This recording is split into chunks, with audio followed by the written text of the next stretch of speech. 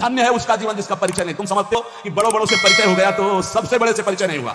जो सबसे बड़े का परिचय का होता है वो सबसे छोटा होता है। ध्यान रखना इस सिद्धांत को समझना। जो सबसे बड़े का परिचय होता है वो सबसे छोटा होता है। देख लो राजसूय यज्ञ में सब बड़े बड़े आए हुए थे, लेकिन पूर्णता स्वपच वाल्मीकि से करवाई। जिसको कभी ये हम नहीं था कि मैं भक्त भी हूं, भगवान ने उसकी पूजा करवाकर राजसूय यज्ञ की पूर्ति कराई। हमें लगता है हमारे ऊपर भगवान कृपा करें हम सबके ऊपर, और हम दैन्य हो अपने पुत्रन से भी नीच समझकर रात दिन एकांत में प्रभु के लिए रोए, और ये भावना कभी ना आने पावे कि मेरे द्वारा जगत का कल्याण होगा। कभी नहीं। अरे जगत भगवत स्वरूप कल्याण अपना करना है यार। मत्ता परतरम नान्य किंचित अस्ति धनंजय, वो मेरा भगवान नाटक करके बैठा है, कह रहा पहचान लो मेरे को। हम पहचान नहीं पा रहे, हम उनको सोच रहे हैं उनका कल्याण करने आए, हो गई भूल और फिसल गए।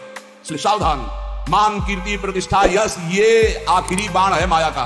साधक को कभी से स्वीकार नहीं करना चाहिए। भगवान जैसे जिसको चलाना चाहते वैसे चलना ही पड़ेगा। प्रभु आज्ञा जय एकादश आही ते सोते भांति रहे सुख लाई। प्रभु जैसे चलाना चाहते बोले बकाया प्रार्थना करो प्रभु से कि ऐसा मत चलाएं, ऐसा चलाएं कि कोई तुम्हारी चाल न समझ पाए। तुम्हारा जीवन बंद नहीं, तुम चुपचाप नाम जप करके तुम्हें कोई नहीं जानता, कोई प्रणाम नहीं करता, कोई तुम्हारा वीडियो नहीं बनता, कोई तुम्हारा यश नहीं गाता। धन्य है तुम्हारा जीवन जो तुम गुप्त रूप से भजन करके भगवान को रिझा रहे हो। धन्य वो जीवन मत मानना जो प्रकाशित हो रहा है, धन्य वो जीवन है जो अप्रकाशित है, जिसे केवल हरि जानते हैं। तुम हरि को जानते हो, हरि तुम्हें जानते हैं। कि जैसा भगवान चलाएंगे वैसा चलना ही पड़ेगा, लेकिन जीवन वही धन्य है।